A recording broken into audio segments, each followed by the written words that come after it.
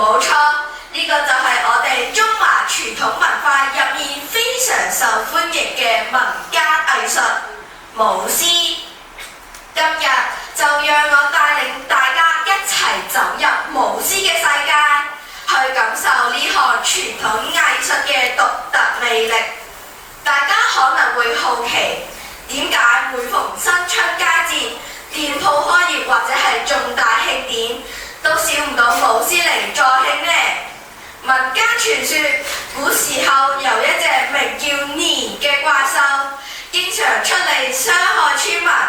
後來人們發現呢隻怪獸害怕紅色、火光同埋巨大嘅響聲，於是大家就用咗竹篾同埋紙製成咗一隻大獸頭，然後配合住鑼鼓聲賣力舞動，成功嚇跑咗年獸。從此舞獅就成為咗驅邪避害、祈求吉祥嘅象徵，期盼能為大家帶嚟好運同埋福氣。喺進行表演嘅時候，舞獅唔單止係隨便咁樣左搖右擺，佢哋表演嘅時候非常精神㗎。獅子會表現出喜、怒、哀、樂、動、靜、驚、疑等各種嘅神態。有時候佢哋會好奇咁樣眨眼，有時候會害怕咁樣退縮，栩栩如生，非常靈動。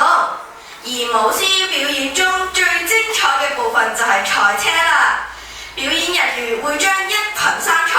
諧音就係生財，掛喺高處，獅子必須克服重重困難，甚至爬上高崗去將生菜一口食咗佢，再將生菜碎吐出嚟灑向觀眾，寓意遍地生財，大吉大利。各位同學，台上1分鐘，台下10年功。我哋睇到台上嘅獅子活靈活現，但幕後嘅隊員卻付出咗無數嘅汗水。舞獅係一項需要高度團隊合作嘅運動，負責獅頭同埋獅尾嘅隊員必須心有靈犀，步伐一致，仲要完美配合台下嘅鑼鼓節奏。更重要嘅係，每一次紮馬步，每一次高高舉起獅頭，都需要強健嘅體魄同埋頑強嘅毅力。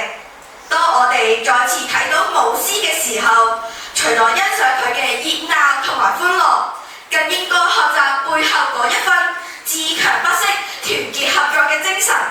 令到我哋一齊為呢項充滿活力嘅傳統文